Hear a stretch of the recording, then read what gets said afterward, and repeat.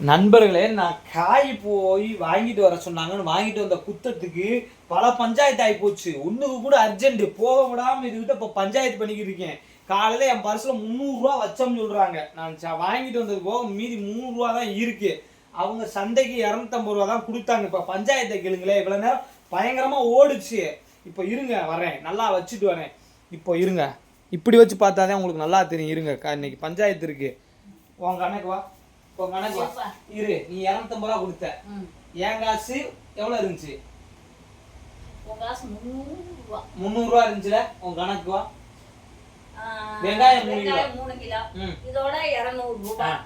200 220 250 வச்சுக்கோ. தெரியுதான்னு தெரியல, இருந்தாலும் தெரியும் நினைக்கிறேன்.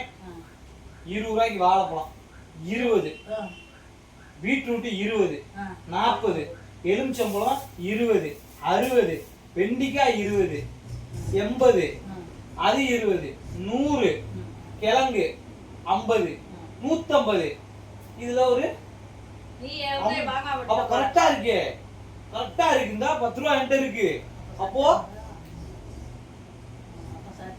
150 250 தானே வருது என் கணக்குக்கு. 50 ரூபா என் காசு நீ எடுத்தியா? உண்மையை சொல்லிடு. 5 பைசா இல்ல உங்க காசு. ஒரு 100 ரூபா தாள், ஒரு 200 ரூபா தாள். நான் சரிம்மா, இப்ப நீ சொல்ற கணக்கு மறுபடியும் கூட சொல்லு. கணக்கு என் கணக்கு வா.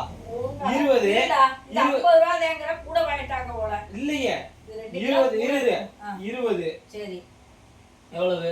இது 20. எவ்வளவு? 40. எவ்வளவு? இது 20. 60. எவ்வளவு? இது 20. 80. எவ்வளவு? இதோட 100. 100. அதோட 150 தான. 150. அப்போ நான் தேங்காய் கார்ட்டேன்னு அப்படிதான் 50 ரூபா தான் கொடுத்தையாங்க இருக்கு. இல்ல, நீ எங்க கொடுத்துட்ட? நான் தானே அப்படியால பாக்குறேன். இல்லைன்னா கூட இல்ல சாமி மாட்டேன். அப்போ நான் 50 ரூபா ஏமாத்திட்டேன் गाइस. ஏற்கனவே நானே வாழ்க்கையில பல அடிகள் வாங்கிக்கிட்டு இருக்கேன். எங்க அம்மா சொல்றது நிஜமா பையன் தெரியல. கொடுத்துட்டு வந்துட்டேன். 50 ரூபா எங்க கொடுத்துட்டேன்? 50 ரூபா போச்சு. பாய் வாங்குறீங்க. ஐயம்மா, கணக்குலாம் கரெக்ட்டா தான் வச்சிருக்கேன். அப்பா ஜோப்ல நல்லா பாரு.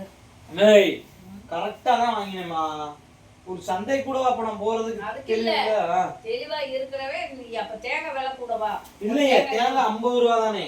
3 காய்மா. அது 150 ரூபா. அது சரி, 200 240 10 ரூபாய் கையில இருக்கும் கூட வச்சுக்குவோம். 250 உன் கணக்கு சரியா போச்சு, விட்டுரு. இப்ப இருக்குதே 50 ரூபா. நான் யாருக்கு கேளுங்கதே, எனக்கு கூட சந்தேகமா இருக்கு. 50 தான் 50ங்கற. 170 ரூபா. அந்த அம்மாட்ட ஒரு இதுவும் வெண்டிக்காயும் கத்திரிக்காயும் வாங்கின இடத்துல கரெக்டா அந்த அம்மா 200 ரூபா கொடுத்து 170 ரூபா திரும்ப கொடுத்தாங்க. 200 ரூபா நீ கொடுத்துட்ட. இரு ஒரு நிமிஷம். 200 ரூபா தான் மாத்தி கரெக்ட்டா இல்லாம. ஆமா, 200 ரூபாய் மாத்துனேன். அப்ப அந்த 50 நாள் இருக்கணும்ல, அந்த 50 ஓடுறதா? இது எனக்கு கணக்கு கரெக்ட்டா இருந்துச்சுமா. எங்கனக்குள்ளே நான் மிஸ் பண்ணவே இல்லையே. அப்ப நீ எடுக்கையில 250 ரூபா. 250 ரூபாய் நீ நல்லா கொடுத்தியா? 250 ரூபாய் க்ளீனா வச்சு விட்டேன். ஏய், உன்னது 300 ரூபாய் தாள பாக்குறேனே எப்படியால? அப்புறம் நான் என்ன பொய்யா சொல்றேன்? நானா போய் எடுக்கிறப்ப நானே 200 ரூபாய் மட்டும்தான் பார்த்தாவும் இருந்துச்சு. அவன் தாளு 300 ரூபாய் உனது. நான் என்னதை இப்படி மடிச்சு வச்சு உனது நீ இப்படியே வச்சிருந்த. என்ன பாக்க? ஆனா இப்ப 50 ரூபாய் நான் தான் ஏமாந்துட்டேனா? ஆமா, நீ என்கிட்ட இதுலதான் ஏமாந்துட்ட. இதே கிழங்கு கூட இருக்குமான்னு எனக்கு ஒரு சந்தேகம். கிழங்கு 50 ரூபாய்மா. 1 கிலோ 25 ரூபாய், 2 கிலோ வாங்கி 50 ரூபான்னு கொடுத்தாங்கம்மா. ஆமா. அப்ப 50 ரூபா நான் எங்க விட்டு எனக்கே தெரியலமா. இப்ப நம்ம இந்த சேனல் வாங்கினதான் 50 ரூபா மிச்சம் நினைச்சா கடைசியில 50 ரூபா விட்டுட்டேன். நல்லா ஞாபகம் இருக்கு. எந்த இடத்துல நான் கவனமா தான் கொடுத்தேன். கவனமா கொடுத்தா ஒரு விடியாலதான் பாக்குறேன். நான் வக்கையில கூட இல்லைன்னா குறைவா இருந்துச்சு சாமின்னு கூட சொல்ல மாட்டேன்னா. உன் காசு 300 ரூபா இருந்துச்சு. கேளு, நீ மன உளைச்சல் ஏற்படுது எங்க அம்மானால. காசை கொண்டு விடுவேன். 10 ரூபா கணக்கா நான் உண்மையை சொன்னா அப்புறம் என்ன இது பண்றேன்? நான் உண்மையத்தான் சொல்றேன்.